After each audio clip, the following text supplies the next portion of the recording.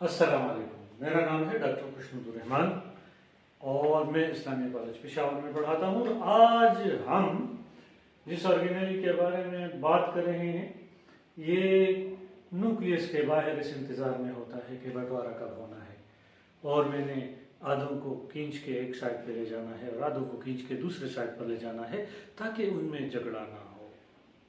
जब ये सारे इकट्ठे होते हैं तो आधे क्रोमोसोम ये एक तरफ ले जाता है और आधे क्रोमोसोम दूसरी तरफ ले जाता है। इस स्ट्रक्चर का नाम है सेंट्रोसोम। अब सेंट्रोसोम क्या है? Basically centrosome a pair of centriole और पीसीएम है, पेरी सेंट्रियोल और मेटीरियल है। यानी एक सेंट्रियोल, मेटर्नल सेंट्रियोल और एक डॉटर सेंट्रियोल, और इसके ये राइट एंगल पर पड़े होते हैं, 90 डिग्री पर पड़े होते हैं, और इसके इर्द गिर्द जो मटेरियल है, जो प्रोटीन्स हैं, जो ट्यूब्यूल्स है, जो प्रोटीनिशियस मटेरियल है, ये पेरीसेंट्रियोलर मटेरियल है। तो ये दोनों मिलकर proteinaceous material surrounds the cell और मेन सेंट्रियोल्स, ये दोनों मिलकर सेंट्रोसोम बनाते हैं, और इसका हम कहते हैं कि ये बनाते हैं ट्रिपलेट। अब ट्रिपलेट क्या है? अब आप फिगर में देख रहे होंगे कि ट्रिपलेट बेसिकली 9 सेट्स हैं और इनमें हर एक में 3 ट्यूब्यूल्स हैं। 9 सेट्स हैं और इनमें 3 ट्यूब्यूल्स हैं।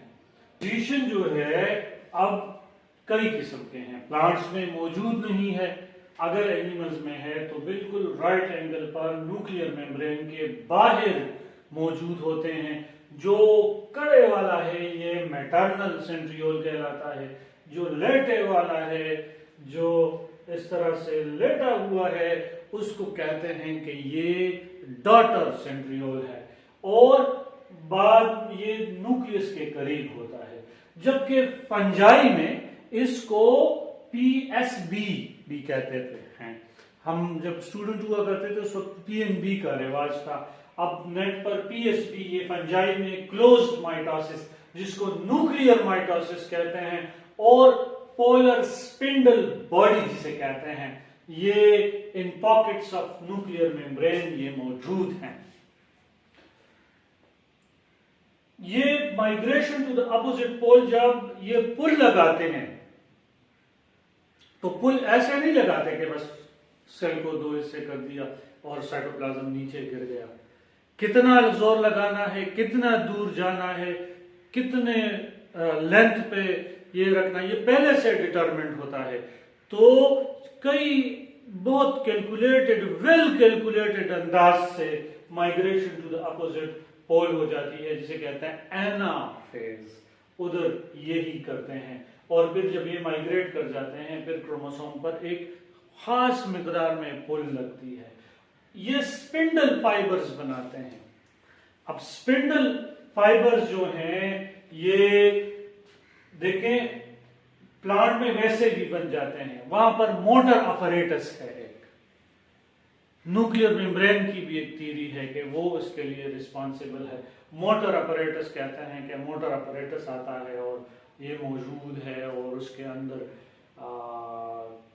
काइनेसिन कई अक़साम हैं प्रोटीन्स के, और वो उधर जाकर तो ये स्पिंडल फाइबर्स बनाता है। यहां पर सेंट्रियोल एमटीओसी है। 2 एमटीओसी हैं बच्चों, 2 एमटीओसी हैं। एक माइक्रोट्यूब्यूल ऑर्गेनाइजेशन सेंटर जो स्पिंडल फाइबर का है वो सेंट्रियोल है, और जो फ्लैजेला का है वो बेसल बॉडी है। यहां पर ये फर्विंग ड्यूरिंग सेल डिवीजन। अब सेल डिवीजन के दौरान जो फरो लगती है, क्योंकि जब ये दूर चला जाता है तो उधर से फरो लगता है, और उस फरो से 2 साइटोकाइनेसिस हो जाती है, और साइटोकाइनेसिस के नतीजे में 2 सेल्स बन जाते हैं। एज बेसल बॉडी बता चुका हूं कि जब centriole, old centriole is known as basal body. It is present at the base of the cilia and flagella, and it perform the organization और माइक्रोट्यूब्यूल ऑर्गेनाइजेशन सेंटर के तौर पर काम करता है ये माइक्रोट्यूब्यूल ऑर्गेनाइजेशन सेंटर के तौर पर काम करता है सिलिया और फ्लैजेला के लिए। इसको काइनिटोसोम, इसको बेसल बॉडी, इसको ब्लीफेरोप्लास्ट, और ये सारे नाम दिए जाते हैं।